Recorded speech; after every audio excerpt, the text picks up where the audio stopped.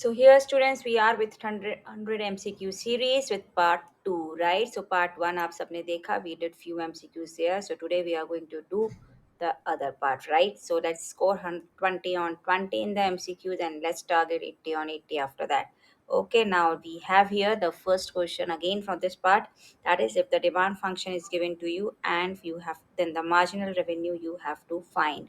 सो marginal revenue निकालने के लिए हमें क्या दिया हुआ है, डिमांड फंक्शन दिया हुआ है। तो पहले तो हमें रेवेन्यू निकालना पड़ेगा और रेवेन्यू निकालने का फॉर्मूला क्या होता है हमारे पास, that is demand function into X, that is P into X, right. तो अभी हम उसको कैलकुलेट कर लेते हैं। So 20 minus X by two into X हो गया। अभी हमें क्या निकालना है, marginal revenue is the derivative of R simply, right. So let's do it. So marginal revenue हमारे पास क्या हो जाएगा, अगर हम सिंपली कैलकुलेट करें, सो 20 एक्स का 20 हो गया, minus X square by two का हो गया simply X. So 20 minus X, तो ये हमारा मार्जिनल रेवेन्यू है। एक्स की वैल्यू हमें 10 पुट करनी है अभी, and then the answer is 10, so that is D option. So ये याद रखिए कि आपको डिमांड फंक्शन दिया, द प्रॉफिट दिया है, so profit into the number of commodities, that will give you the are first, right? Now let's go for the Poisson distribution question. Now here it is given that the number of demands for the cars on each day is distributed as a Poisson distribution with mean is 1.5. तो आपको lambda का value already दिया गया है 1.5। अब आपको निकालना है probability of days on which demand is refused. Refused means कि आपका कोई भी केस नहीं आया, राइट, डिमांड का। So it can hire. Now इसमें क्या बोला गया है, 2 कार्स हैं उसके पास। तो 2 कार्स हैं मतलब 0 कार, 1 कार, 2 कार, सबका डिमांड जो है वो उसने रिफ्यूज़ कर दिया। तो इसमें जो इम्पोर्टेंट पार्ट है वो ये कि you will do 1 minus p of x is equal to 0, p of x is equal to 1 plus p of x is equal to 2। सबको आपको क्या करना है, 1 में से सब्ट्रैक्ट कर देना है टोटल प्रोबेबिलिटी में से, and you get your answer. तो आपके पास सिंपल कैलकुलेशन है। सो e raise to minus lambda सब में कॉमन होता है, सो लेट्स टेक इट। सो 0 के लिए क्या बचता है, हमेशा 1, ये याद रखिए। 1 के लिए हमारे पास क्या बचेगा, जो लैम्डा का वैल्यू होता है दैट इज़ 1.5, और 2 के लिए हमारे पास क्या बचेगा, 1.5 का square upon factorial 2।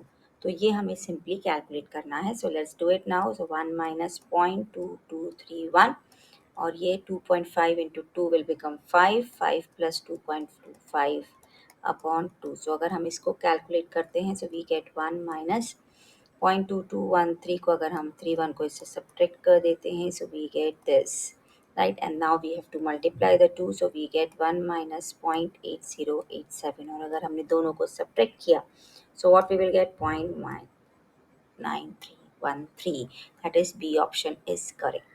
Right, now the next, if the equations has non-trivial solution, non-trivial solution का मतलब क्या है हमारे पास कि, और हमारे पास नॉन ट्राइवल क्यों, क्योंकि सबके कांस्टेंट्स जो हैं वो 0 हैं। देखिए, तो नॉन ट्राइवल सॉल्यूशन इसलिए बोल रहे हैं। सो डिटर्मिनेंट वैल्यू को हमें किससे इक्वेट करना है, 0 से इक्वेट करना है to get the relation between a and b, correct. So this is what the question is.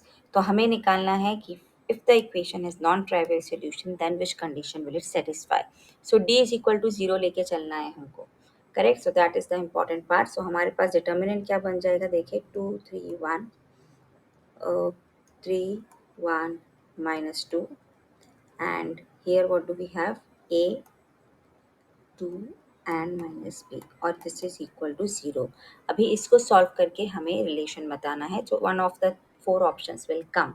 ठीक है, तो इसको सॉल्व कर लेते हैं। सो पहले हम 2 के अलॉन्ग सॉल्व, फर्स्ट रो के लिए अलॉन्ग सॉल्व करते हैं। माइनस बी प्लस 4 हो जाएगा, then minus 3, then we have minus 3b plus 2a, and then we have plus 1, that is 6 minus a, and that is equal to 0। तो अभी हमें simply इसको सॉल्व करके लेना है और कुछ नहीं करना है। So let's solve it. B के टर्म्स डायरेक्ट कर लेते हैं। So here we get 9, here get -2, so -7b। A के टर्म्स चेक कर लेते हैं, -6a -7a, और अभी कांस्टेंट टर्म्स ले लेते हैं। 4 2 ज़ा 8, और 8 + 16 14, correct. So now 7 is common, so what do you get? You get a plus b minus 2 is 0, or you can say simply that you have got a minus 2a, a plus बन जाएगा, okay? So what do you get here? a b minus a plus 2 is 0। ऐसा तो कोई हमें option नहीं दिख रहा है, तो a minus b is equal to 2। Do we have this option? Yes, that is option A, right? So plus minus का you have to take care of it. Now the next is minor of 6 and cofactor of 4. So 6 का minor क्या होगा हमारे पास? Leave the row and column in which 6 is there and then do it. So down minus up, so 8 minus 14 is -6. सो -6 का जो option है वो सी और D में से है. तो अभी हम को फैक्टर भी चेक कर लेते हैं 4 का. सो 4 का को फैक्टर चेक करने के लिए leave the row and column in which 4 is there with sign also. So 9 2 ज़ 18, 18 माइनस 24. सो -6 आ रहा है तो it will become +6. So which option is it? D, right? So minor is 6 -6 and cofactor is 6. Now you have the function 1 upon x and you have to find in which it is decreasing. So हम f dash x निकालते हैं. f dash x क्या होगा? -1 upon x square. तो नीचे x square है.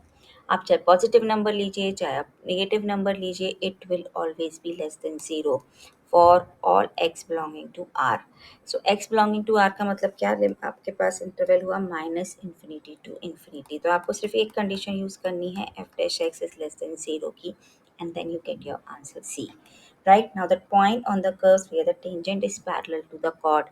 तो ये tangent का क्वेश्चन है, टेंजेंट नॉर्मल इक्वेशन का. So tangent is parallel to the chord मतलब दोनों के स्लोप क्या होंगे? इक्वल. तो टेंजेंट का स्लोप क्या होता है? dy by D x. तो इसका हम dy बाई डी एक्स निकाल लेते हैं. क्या हो जाएगा हमारे पास? x माइनस 3 रेज टू 2 है. सो 2 into x minus 3, correct, which will be 2x minus 6. और स्लोप ऑफ द कॉर्ड क्या आ रहा है? लाइन ज्वाइनिंग द कॉर्ड, वो भी निकाल लेते हैं हम. तो उसका स्लोप क्या है? 1 minus 0 upon 4 minus 3 that is 1. तो अभी हम दोनों को इक्वेट कर देते हैं क्योंकि वो पैरेलल हैं. तो x का वैल्यू हमारे पास क्या आता है? 7/2.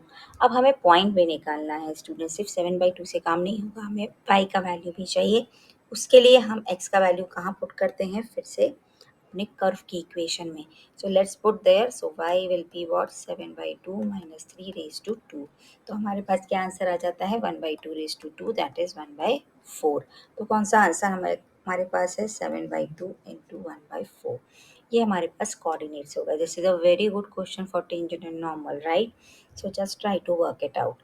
Now we come to the next. So what do we have now? We have it on the matrix a plus b, a minus b. तो हमें सिर्फ इसमें एक ही प्रॉपर्टी का याद रखना है. a plus b, a minus b आप सबको पता है, a square minus b square. But यहाँ नहीं होगा ऐसा, because matrix multiplication is not commutative. That is an important point two remember.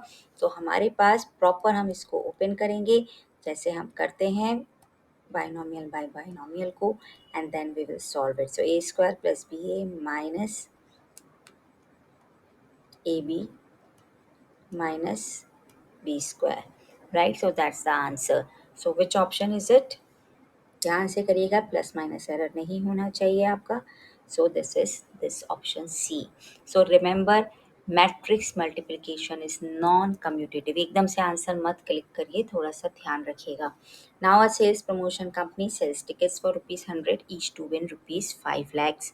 Now for a person, if a person buys one of the 10,000 tickets sold, then his expected gain in rupees is what? So here एक simple सा question है कि वो 5 lakh rupees जीत रहा है, right? कितने tickets पे वो जीतेगा 5 लाख रुपीस? एक ही टिकट पे जीतने वाला है, करेक्ट. सो 1 पे जीतने वाला है, करेक्ट. सो नाउ द, लेकिन कितने टिकट्स पे है वो प्राइस?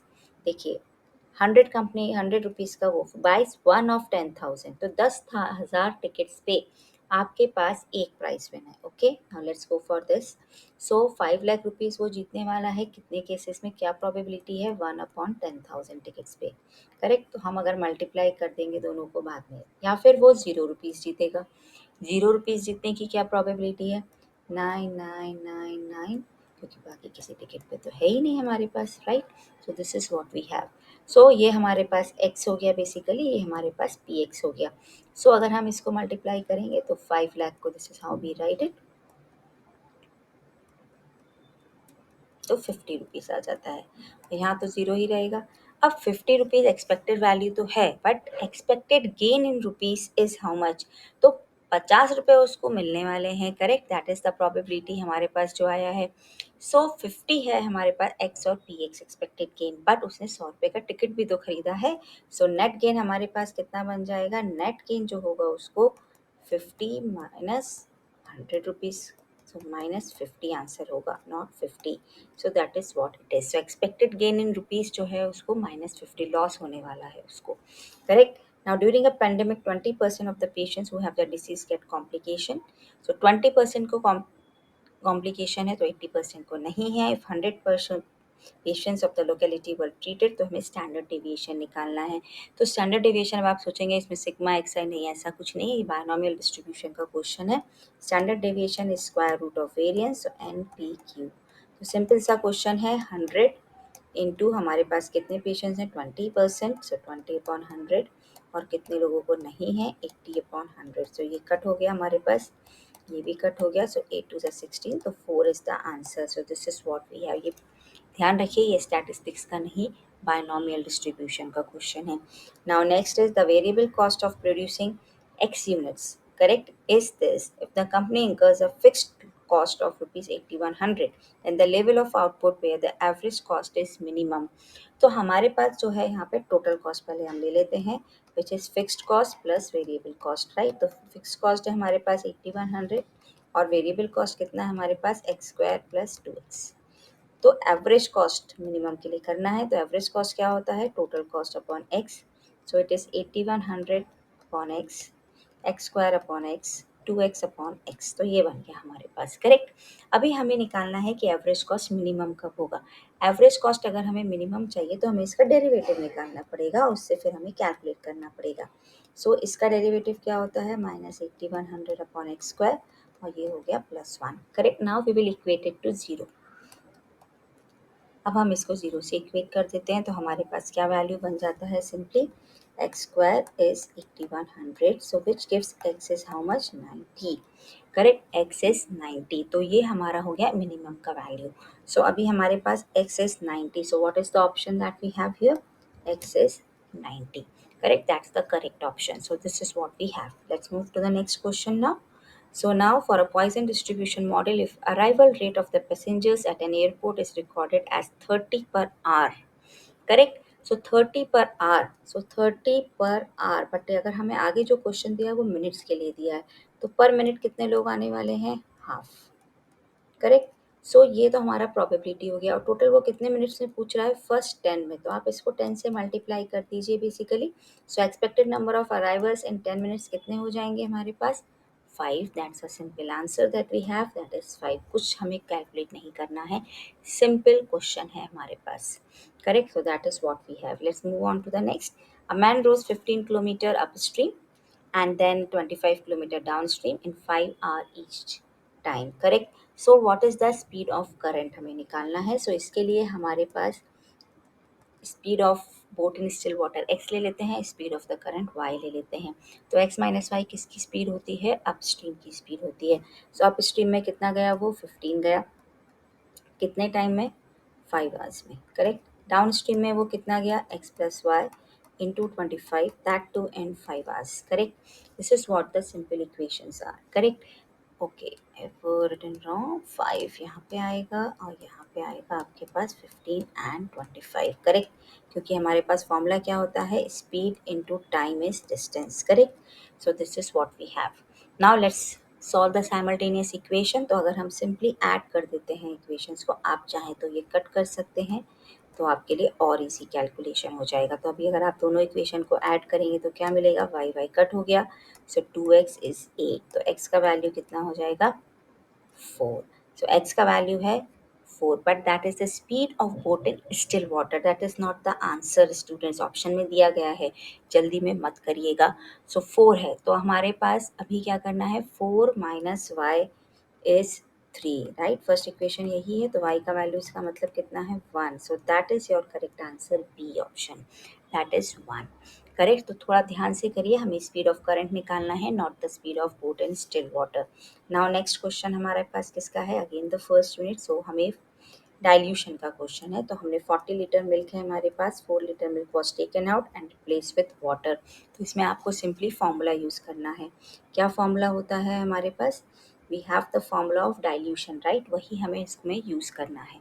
तो हमारे पास फार्मूला क्या है 40, अगर आप चाहें तो लिख भी सकते हैं x 1 minus y upon x raise to n, ये डाइल्यूशन का फॉर्मूला है। सो 41 माइनस हम कितना मिल्क निकाल रहे थे, 4 लीटर्स निकाल रहे थे और उसको रिप्लेस कर रहे थे raise to 3। So what do you get the answer as 40, then 41 by 10. So what do you get?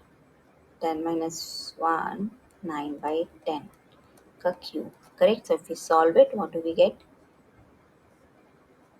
Do not cancel 40 and 10, it's a cube there. Okay, so 20 81 into 9 into 40 divided by 10 into 10 into 10, right? So ये cancel हो गया।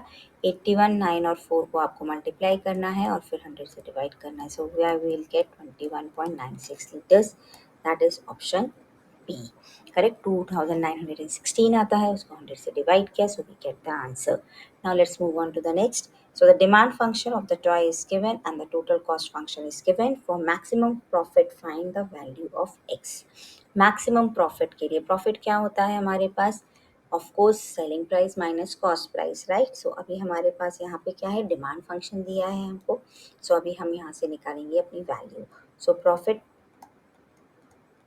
demand minus cost हो जाएगा यहाँ पे, correct? So let's do it now. So what do we have here? ये तो हमारे पास कॉस्ट फंक्शन है 100 प्लस 3x, और यहाँ से हमें कैलकुलेट करना है पहले p का वैल्यू और फिर हम उसको मल्टीप्लाई किससे करेंगे, x से करेंगे। जैसे अभी हमने रेवेन्यू निकाला था p इंटू एक्स करके, वैसे ही निकालना है। डू नॉट कन्फ्यूज़ कि ये लेना है, नो। पहले यहाँ से हम p का वैल्यू निकालेंगे। p का वैल्यू क्या होगा, 75 माइनस एक्स। तो हमारे पास क्या आंसर हो जाएगा, 75x minus X square upon 3। Remember P into X will give you the selling price, demand function दिया होता है तो करेक्ट। सो डिमांड की जगह आप चाहे तो यहाँ पे सेलिंग प्राइस भी लिख सकते हैं, which is P into X, demand function into X, correct. So ये बन गया। अभी हमें इसमें माइनस करना है क्या, 100 माइनस 3x। अभी हमें इसको सॉल्व करना है, करेक्ट, फॉर मैक्सिमम प्रॉफिट। तो हमें प्रॉफिट का डेरिवेटिव निकालना पड़ेगा। प्रॉफिट का डेरिवेटिव अगर हमें निकालना है तो हमें निकालना है D by D X, correct. चलिए D by D X calculate कर लेते हैं। So it will become 25 minus 2x by 3, 100 का 0 हो गया एंड माइनस 3। तो 25 माइनस 3 कितना होता है, 22। सो 66 minus 2 x is 0, correct. So x का वैल्यू कितना आ जाता है हमारे पास, 33, करेक्ट। तो 33 पे हमारा मैक्सिमम आएगा, so that is the answer A.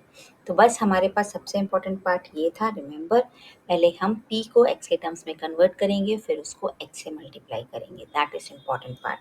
Now mean हमें दिया गया है 12, स्टैंडर्ड डेविएशन दिया गया है 4, हमें z स्कोर निकालना है फॉर 20। तो z स्कोर का फॉर्मूला क्या होता है, x माइनस म्यू अपॉन रो। तो x है 20, म्यू है 12 और ये है 4। So it's a simple question based on the formula. So the option C is correct. So this is what we have. Now let's move on to the next. So the next question is A runs 1 2 by 3 times as fast as B. If A gives B a start of 80 meters, how far must the winning post be so that A and B may reach at the same time? यहाँ सबसे important part है same time का, दोनों same time में पहुंच रहे हैं। तो अगर आप यूज़ करते हैं concept of speed is equal to distance upon time, so time दोनों का सेम है। तो इसका मतलब d1 upon s1 is equal to d2 upon s2। मतलब ए का आप यहाँ पे ए बी भी लिख सकते हैं तो भी आपको करेक्ट हो जाएगा, करेक्ट समझ में आ जाएगा, क्योंकि टाइम इज़ इक्वल। यही हमें यहाँ पे सबसे इम्पॉर्टेंट यूज़ करना है कि time is equal for both. चलिए फिर स्टार्ट करते हैं। तो A runs 1 2 by 3 times as fast as B, correct. इतना ज़्यादा फास्ट रन कर रहा है वो उससे। सो 1 2 by 3 का मतलब हो गया 5 by 3। तो आप कैसे ले सकते हैं, and A gives B a start of 80। तो A ने अगर x डिस्टेंस रन किया होगा तो B ने कितना डिस्टेंस रन किया होगा उससे 80 कम, और A का क्या दिया है 5 by 3 y, इसने रन किया होगा x माइनस 80 और उसका स्पीड कितना होगा y होगा, right. So this is what we have. A runs 1 2 by 3 times as fast as B times fast, okay, so that goes for the speed. So this is what the simple equation is. आप चाहे तो 5 by 3y भी ले सकते हैं तो भी आपका आंसर करेक्ट आएगा। y आप कट कर दीजिए। So now what do you have, we solve it, 3x is equal to 5x minus 400. So x का वैल्यू कितना हो जाता है हमारे पास 200. So that is what the distance covers, right? So this is what it is. So how far must the winning post be? 200 meters. So that is C option that you have. Right, now let's move on to the next. Pipes A and B can fill a tank in 4 hour and 5 hour. Another pipe is leaking it out. तो अगर हमने सबको open किया तो 1 घंटे में pipe हमारा कितना होगा fill, that we will find first, and उसके बाद हम फिर रेसिप्रोकल लेंगे. सो 10, 5 और उसका 20 हो गया. So we get 8, we get 4 and we get 2.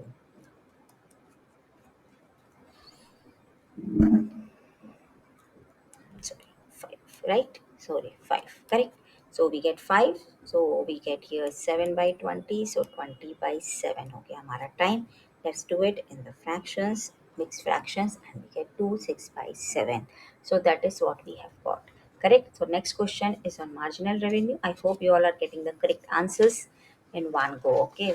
But ध्यान रखिए एग्जाम में आपको छोटी छोटी बातों पे ध्यान रखना है, otherwise you will and up marking the wrong answers. वो नहीं होना चाहिए बस, ठीक है. अभी देखिए हमें क्या निकालना है, average marginal average cost function. सो मार्जिनल एवरेज कॉस्ट फंक्शन जब हमें निकालना होता है तो पहले हमें एवरेज कॉस्ट फंक्शन निकालना है. सो एवरेज कॉस्ट फंक्शन निकालने के लिए हमें क्या करना है, हमें कॉस्ट फंक्शन को एक्स से डिवाइड करना होता है, करेक्ट. मार्जिनल कॉस्ट नहीं निकालना है, मार्जिनल एवरेज कॉस्ट निकालना है.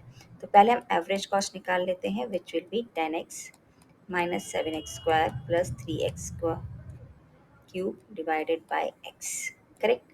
अभी हमें मार्जिनल एवरेज कॉस्ट निकालना है. सो marginal average cost is nothing but the derivative of average cost function, ठीक है. सो एक्स एक्स कट हो जाएगा. अगर हम 10 की बात करें तो 10 का डेरिवेटिव तो हमारे पास हो जाएगा 0, राइट. इसमें -7 आ जाएगा, एक्स एक्स कट होगा, एक्स स्क्वायर है तो यहाँ पे हमारा हो जाएगा 6x. तो x का वैल्यू कितना आ जाता है हमारे पास, 7/6 आ जाता है, राइट. सो 7/6 हमारे पास एवरेज 7/6 एवरेज कॉस्ट फंक्शन का अगर हमने डेरिवेटिव निकाला, राइट. बट हमें वो सब नहीं निकालना है, हमें सिर्फ मार्जिनल एवरेज कॉस्ट निकालना है which is the derivative of AC. बस हमें कोई जीरो से इक्वेट नहीं करना है क्योंकि हमें आगे कुछ करना नहीं है. तो हमारे पास सिंपल ये आंसर है. मार्जिनल कॉस्ट का एवरेज नहीं करना है, remember that's a biggest error students do. Average cost का मार्जिनल निकालना है. Now if x is a Poisson distribution, so we have this and then we have to find p of x is equal to 4. तो पहले हम lambda की value निकाल लेते हैं जो कंडीशन हमें गिवन है. सो e raised to minus lambda is equal to e raised to minus lambda, lambda square upon 2. सो ये दोनों कट हो गया, एक लैम्डा भी कट हो गया, तो लैम्डा का वैल्यू 2 आ जाता है, राइट. नाउ अब हम 4 के लिए सॉल्व करते हैं. सो 4 के लिए अगर हम सॉल्व करेंगे, e raised to minus 2, 2 raised to 4 upon 4 factorial. Okay, this is what we have. So let's calculate this. 0.1353 into 2, 2, 2, 2. हम ज़्यादा मल्टीप्लाई नहीं करेंगे स्टूडेंट्स, अननेसेसरी टाइम वेस्ट नहीं करेंगे. हो गया हमारा question. So what do we get, 6072 divided by 3. So that is what we get the answer. So 0.902, correct. 0.0902 because it starts with 2, correct. So which is the option, C option is correct. It is 0.0902. Now next is again the marks obtained in certain exam follow normal distribution with mean 30 and standard deviation 10. If 1000 students appear in an exam, the number of students scoring less than 33 is how much? सो यहाँ पे हमने values नहीं दिए but आपको exam में values दिए जाएंगे. But वहाँ तक कैसे जाना है बस वो कैलकुलेट कर लेते हैं. So P of X less than 33, right, less than 33 marks. इसके लिए हम जेड स्कोर निकाल लेते हैं पहले. So P of Z less than कितना आएगा हमारा, 33 minus 30 upon 10. So basically what will it be, p of z less than 0.3, correct. So now इसके लिए जो वैल्यू है वो f of 0.3 में देखेंगे आप. So I will see in the table and tell you. So it is 0.6179. Now 1000 students हैं तो आप फाइनल आंसर को 1000 से मल्टीप्लाई करेंगे, that is important. So 677 which is 618 students will get it. This is how we go for the questions of normal distribution. Now here we have the question on the modulus. So modulus में x congruent 4 modulus 7 the positive values of x are. बहुत सारे students 11, 18, 25 से start करते हैं. Students 4 भी होगा क्योंकि 4 के लिए भी हमारा रिमाइंडर 4 आता है 7 से. हमें वो नंबर्स चाहिए जिनके लिए रिमाइंडर 4 आए. 11 को डिवाइड करेंगे तो भी रिमाइंडर 4 आएगा, 18 को करेंगे तो भी 4 आएगा, but 4 will also be included क्योंकि उसके साथ भी रिमाइंडर 4 आता है, right. Next, if A is a square matrix of order 3 and determinant value of A is 2, then the value of determinant of minus A transpose. तो देखिए minus है हमारे पास, माइनस से हमें फ़र्क नहीं पड़ता है because minus is a sign, so वो हमारा इंक्लूड होगा. So what is the point? So अगर हम प्रॉपर्टी ऑफ डिटर्मिनेंट यूज़ करें तो we can split it into determinant products, right. So what do we get here? A का value 2 है तो माइनस ए का वैल्यू -2 हो जाएगा, और ट्रांसपोज और मैट्रिक्स दोनों का डिटर्मिनेंट वैल्यू सेम होता है, so we get here -4 as the answer, right? So this is the answer that we have. याद रखिए A transpose का determinant और A का determinant is same, right? If A and B are square matrix of same order and determinant of A is -3 and the determinant of AB is 1, then find the value of determinant B. This is also based on the property only. So determinant of AB is determinant of A into determinant of B. So if we substitute the values 1 and -3, we get the answer for this. So which is coming out to be D option. Now the order and degree of differential equations are 2 and 1 respectively. That's the assertion. Now the differential equation is of order 1 and degree 3. तो अगर हम direct लेंगे order तो हमें नहीं मिलेगा student, हमें squaring both side से लेना पड़ेगा. So now order is 2 definitely. अगर हम स्क्वायर करते हैं दोनों साइड्स को, देखिए ऐसा हो जाएगा ये on squaring. So now the order is 2 and degree is 1. So this is true statement, right? But ये उसका reason नहीं है. Okay, correct? और correct है या नहीं है? The differential equation is of order 1 and degree 3. Correct? तो ये भी correct है, degree 3 है और ऑर्डर 1 है तो ये भी ट्रू है, but this is not the correct reason. तो अगर हमारे पास जो ऑप्शंस होते हैं पहले में क्या होता है, दोनों करेक्ट हैं और वो करेक्ट रीजन है. फिर होता है दोनों करेक्ट हैं बट वो रीजन नहीं है. देन सी होता है कि आपके पास ए ट्रू है आर फॉल्स है. देन डी होता है कि A is false and R is true. So अगर हम उसी सीक्वेंस में जाए तो कौन सा ऑप्शन मैच करेगा? इससे डी ऑप्शन मैच करेगा कि both are true but it is not the correct explanation. Next assertion क्या है? The degree of differential equation is not defined. Yes it is not defined क्योंकि D square Y by D X square log का function है. So this is also true. If the differential equation is a polynomial in terms of its derivative, then its degree is defined. ये reason भी बिल्कुल correct है. So this is also true and it is a valid reason also. So it's option A. तो students next question भी assertion reason पे है हमारे पास. So assertion reason में order क्या दिया है इसका 1, तो order तो हमारे पास 2 है. So ये हो जाता है false statement और ये हमारा correct statement है तो ये true हो जाता है. Correct? So false and true. So that is option D according to the series that we are following. Now let's come to the next. तो ये बहुत ही इंपॉर्टेंट प्रॉपर्टी पे इंटीग्रेशन का एमसीक्यू है. सो हमारे पास ये होना चाहिए, राइट. ये प्रॉपर्टी याद है सबको. तो इसका आंसर क्या होता है? Exponential X F X plus C. तो इसी प्रॉपर्टी को हम यूज़ करेंगे. एक्सपोनेंशियल माइनस एक्स है तो हम क्या करेंगे? माइनस एक्स को टी ले लेंगे. So minus D x is equal to d t हो जाएगा, correct. So now if we transform this, what do we get? Exponential t minus 1 और साथ में एक माइनस भी आएगा क्योंकि माइनस डी टी है हमारे पास, correct. So minus D T is equal to minus D x is D T. So obviously हमें एक माइनस साइन और आएगा, तो वो साइन बहुत इंपॉर्टेंट है, नहीं तो हमारा ऑप्शन रॉन्ग हो जाएगा. So minus exponential t into minus t. So which gives you the answer what? Minus minus plus.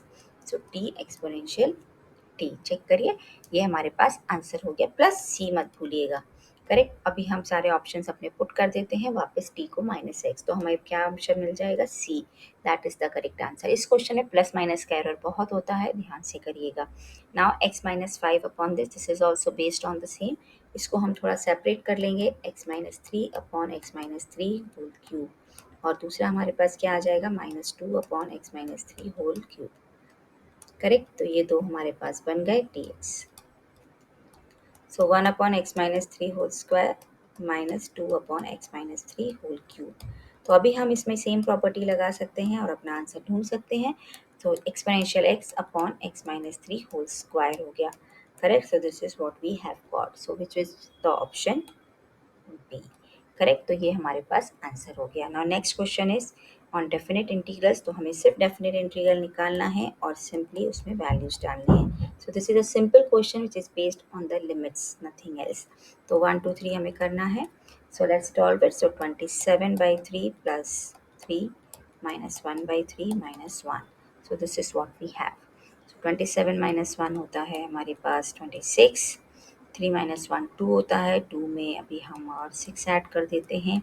सो हमारे पास आंसर बन जाता है 32/3, right. So which is option C, that is 32/3।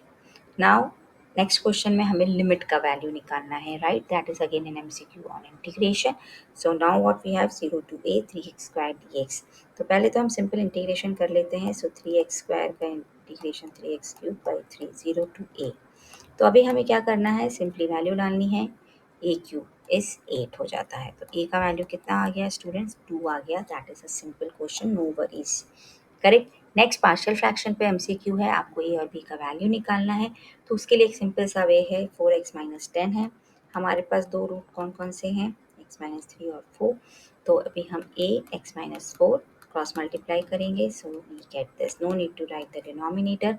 आप एक बार पुट कर सकते हैं x इज इक्वल टू 4 0 और एक बार पुट कर सकते हैं x is equal to 3 on both the sides. That is important and get the value of a and b।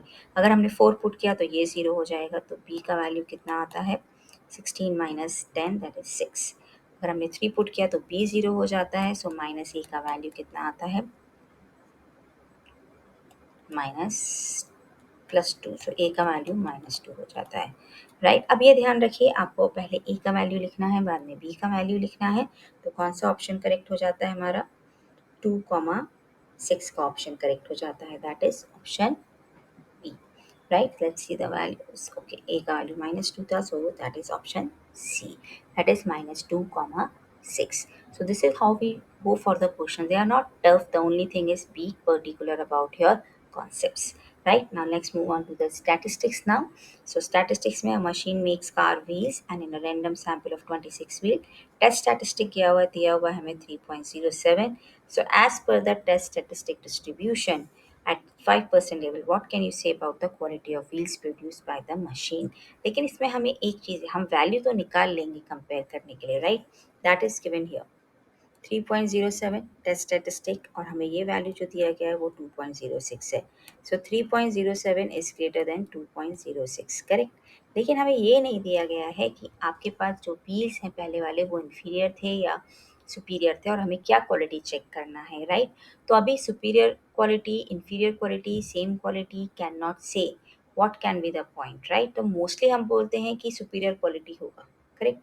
But otherwise आप इसमें inferior quality भी तो हो सकता है, we never know, correct? So a machine car wheels and in a random sample of 26 wheel test that is found to be 3.07. As per T distribution, what can you say about the quality of wheels produced by the machine? So machine car wheels in a random sample. तो अभी आप ये बोलेंगे कि वो inferior था, क्योंकि mostly हम सुपीरियर के लिए चेक करते हैं, इसलिए हम बोल सकते हैं कि it was of inferior quality, correct. क्योंकि हमने रिजेक्ट कर दिया नल हाइपोथेसिस को।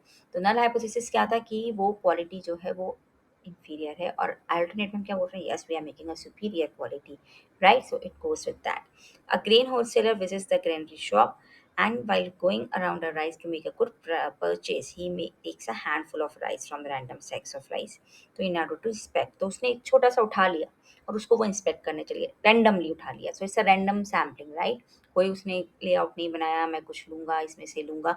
सो this is a simple question of, तो वो उसने क्या उठाया है, सैम्पल उठाया है जिसको वो चेक करने वाला है। So that's option D.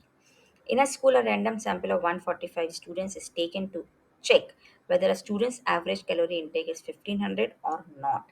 A collected data of average calories intake of sample students is presented in frequency distribution. This word is very important.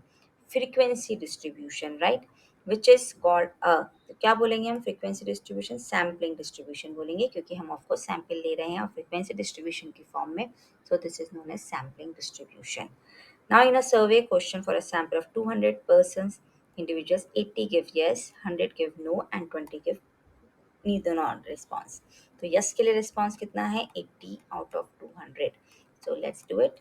So we get here 2 by 5, which is 0.4. That is C option, right? So consider the following hypothesis: mu is equal to 0, mu is not equal to 15, sorry. So sample of 20, that is your n. Sample mean is given to you, that is x bar is given to you. The population standard deviation भी आपको given है. The value of test statistic आपको निकालना है. So test statistic निकालने का क्या formula होता है हमारे पास? टेस्ट स्टैटिक निकालने का हमारे पास सिंपल फॉर्मूला होता है X bar minus mu upon rho upon root N, right? तो n या n-1 आप यूज़ कर सकते हैं, बट मोस्टली हम अगर फॉलो द रूल्स, अगर n ग्रेटर देन 30 है वी यूज़ रूट n, तो हमें इसको यूज़ करना है, right? So let's do it now. तो ये है हमारे पास 14.15 माइनस 15 अपॉन कितना दिया है 3 upon root 50. So let's calculate this 0.85 और ये आएगा 7.071, correct? So now let's do it. So this is what we have. So if I multiply, minus लिख लेते हैं, माइनस पॉइंट, अगर हम डेसिमल्स में ही कैलकुलेट करें, so what do we get? So we get here 601.03. So what do we get? Minus 200, 2.003. So that's the answer that we are getting. So that is option B. Correct. So this was for your statistics. Now let's come to the time series and this. So it's a theory based question mostly that we get here. So what do we have? Seasonal variations कैसे होते हैं हमारे पास? Short term होते हैं, sudden होते हैं, long term होते हैं, कैसे होते हैं? So seasonal variations are mostly the short term, right? थोड़े दिनों के लिए होते हैं. जैसे गर्मियों में अगर आप चाहें तो आइसक्रीम की सेल बढ़ जाएगी, so that's a seasonal variation. Increase in the number of patient in the hospital due to heat stroke, so that is an example of again seasonal variation, right? Trend can be measured using the following graphical method: moving averages, semi averages, yes, all of the above. Now Sersan lesion में क्या है? Cyclic component in a time series shows an oscillatory movement where period of oscillation is more than a year, where one complete period is called a cycle, right? So that is true statement. Gross GDP provides a good example of time series that behaves a cycle. That is also true, and that is a perfect example also for the cycling. So which is A option, right? So that is what we have for the assertion and reason. Now let's come to the next. We have for financial mathematics. So here what we have. So effective rate, which is equivalent to a stated rate of 6% compounded semi-annually is, right? तो अभी हमें इसको calculate करना है for the semi-annually. So let's calculate this. Effective rate का formula क्या होता है हमारे पास? इफेक्टिव रेट का फॉर्मूला होता है are effective, right? 1 minus r upon m raised to m minus 1. This is what the formula is, right? So now let's use this formula. So 6% compounded semi-annually. So 6% compounded semi-annually तो आप half करके use करेंगे. So 1 plus 0.06 upon 2 और semi annually है, right? सो आप 1.03 की power 2, इसको आप खुद कैलकुलेट कर सकते हैं, इसलिए यहाँ पे वैल्यू नहीं दिया गया है. So which R's will come out to be, आप पैटर्न जिनको आता है they can easily go for it. So this is what we get. So 0.0609, right? So अगर ये परसेंटेज में दिया होता तो 6.09% हो जाता. Now the present value of perpetuity income of X at the end of each 6 months is 40,000 rupees. Find the value of X if money is for 6% compounded annually. So what do we have? 40,000 final है. हमें वो निकालना है जो हम दे रहे हैं semi annually. Okay. So this is X upon I. So what will be I here? I will be again half of this. So that is 3%. Okay. Now this is what we have. So this is cut, this is cut. So what's the value of x? X will be 1200. So that's what we have the answer as. Okay, so आपको I ठीक से use करना है. Next, Mr. X takes a loan of rupees 2 lakh with 10% annual interest rate for 5 years. We have to find EMI under flat rate system. So flat rate system क्या होता है? EMI is P plus I upon N. आप चाहे तो I अलग से भी calculate कर सकते हैं and then put the value. So 2 lakh plus, अभी आप कैलकुलेट कर रहे हैं आई, सो आई का फॉर्मूला क्या होता है, p into r into n, right. So what do we get, 2 lakh, ये ब्रैकेट में आएगा, into how much, 5 years into 10%। इसको हम अलग से कैलकुलेट कर लेते हैं, पर हमारा एन अदरवाइज 60 है, correct. So let's calculate this, so we get 1 lakh, so what do we get, 3 lakh divided by 60, so we get how much, 5,000. That's the answer that we get for EMI. A couple wishes to purchase a house for rupees 10 lakh with a down payment of rupees 2 lakh. If he can, they can amortize the balance at 9% per annum compounded monthly for 25 years, the total interest paid. अब आपको लगेगा लंबा है, नहीं लंबा नहीं है, because they have given you the whole value of amortization, so it becomes very simple. So R का जो फॉर्मूला है वो क्या बन जाएगा, that is EMI का जो फॉर्मूला है, so EMI will be what, R into, if I write just EMI here, so EMI will be how much, P upon amortization का formula. So what is your, 8 lakh उसने लिया क्योंकि उसने down payment किया है 2 लाख का, सो 8 लाख अपॉन 119.1619, इसको हमें बस कैलकुलेट करना है. So this is what we have, simple calculation. So EMI हमारा बन जाता है 6713.57. अब इंटरेस्ट क्या होता है, आप टोटल कितना पे कर रहे हैं EMI into n minus p. So n is, हमारे पास एन है, total interest paid 25 years के लिए, so 25 into 12 you will do, so 300 into 6713.57 minus हमारे पास क्या करना है हमें, 8 lakh, and hence we get the answer, so which is coming out to be 1214071. So this is what we have, so this is what we have the answer as C. So लंबा नहीं है calculation, don't leave it in exam, it's very lengthy. No, they have given you the value accordingly, correct. Now if the effective rate continuously के लिए calculate करना है 6% के लिए, उसके लिए हमारे पास एक सिंपल सा फॉर्मूला होता है, वेरी वेरी सिंपल, कि r effective is R e raised to m minus 1. That's a simple formula where m is the rate of interest. आप e raised to r भी लिख सकते हैं, so which is e raised to minus, oh sorry, 0.06 minus 1. इसकी value आपको exam में दी जाएगी, so we get how much, 1.618 minus 1, that is 0.618. Correct, this is what we have, 1.0618. So this is what we get. So how much is the answer? 6.18%. That is what we have got the answer as. Correct. So this is what we have for the value. Right. So rest we will continue in the next part. So I hope you all have understood it well. Right. So this is what the series for 100 MCQs goes on. So do like, share and subscribe. Score 20 on 20. So let's come up with the next part soon.